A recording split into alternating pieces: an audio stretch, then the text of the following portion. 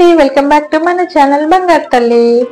ఏం లేదండి, ఈరోజు టాపిక్ ఏంటంటే పిఎఫ్. అంటే మామూలుగా పిఎఫ్ ని పట్టు పైసా అని అంటారు. సింగరేణి కాలేజెస్ లో జాబ్ చేసే వాళ్ళకైతే పట్టు పైసా అంటే ఏంటో తెలుస్తుంది.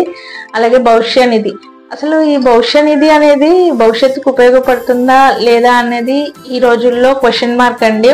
యాక్చువల్గా ఏంటంటే ప్రీవియస్ అంటే మన పేరెంట్స్ జాబ్ చేసినప్పుడైతే పిఎఫ్ అప్లికబుల్ ఉన్న వాళ్ళకి అసలు అంటే రిటైర్మెంట్ అయిన తర్వాతే తీసుకునే వాళ్ళు, మధ్యలో తీసుకునే వాళ్ళు కాదు.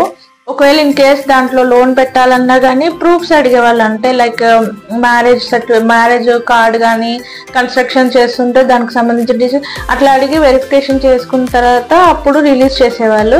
బట్ ఏంటంటే పిఎఫ్లో ఇప్పుడు రీసెంట్గా ఆన్లైన్ స్టార్ట్ అయిపోయిన తర్వాత ఏంటంటే ఇప్పుడు పిఎఫ్ అప్లికబుల్ ఉన్న వాళ్ళందరూ ఏం చేస్తున్నారంటే ఒక 20,000 35,000 అవ్వగానే దాంట్లోంచి విత్డ్రా చేసేస్తున్నారు. యాక్చువల్గా అది భవిష్య నిధి, అంటే మన భవిష్యత్తు మన రిటైర్మెంట్ తర్వాత యూజ్ చేసుకోవాల్సిన అమౌంట్ అది. బట్ మనం ఏం చేస్తున్నాం అంటే ముందే తీసేసుకుంటున్నాం, ఆన్లైన్లో అప్లై చేసుకుంటున్నాము, రీజన్ సెలెక్ట్ చేసుకుంటున్నాము, పెట్టేస్తున్నాం, మన అమౌంట్ మనకు వచ్చేస్తుంది, మనం యూజ్ చేసుకుంటున్నాం. ఎందుకంటే ఆ అమౌంట్ మనం మళ్ళీ కట్టాల్సిన అవసరం లేదు కాబట్టి అది మన అమౌంట్ మనం తీసుకున్నాం. ఇప్పటి అవసరాలు తీరుతున్నాయి. బట్ మనము రిటైర్మెంట్ ఒక 50-60 ఇయర్స్ ఏజ్ అప్పుడు వస్తుంది. ఆ తర్వాత మనకు ఆ అమౌంట్ లేకపోతే అప్పుడు పరిస్థితి ఎలా ఉంటుంది? కొంతమందికి ఏంటంటే పెన్షన్ అప్లికబుల్ ఉంటుంది, కొంతమందికి ఉండదు.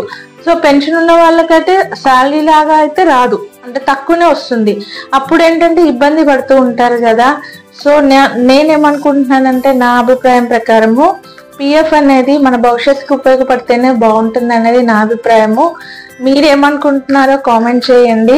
అలాగే ఈ వీడియో కనుక నచ్చినట్లయితే లైక్ చేయండి, షేర్ చేయండి, కామెంట్ చేయండి, బంగారు తల్లికి సపోర్ట్ చేయండి. Thank you. మరికొత్త టాపిక్తో మళ్ళీ మీ ముందుకు వస్తానండి. Thank you so much.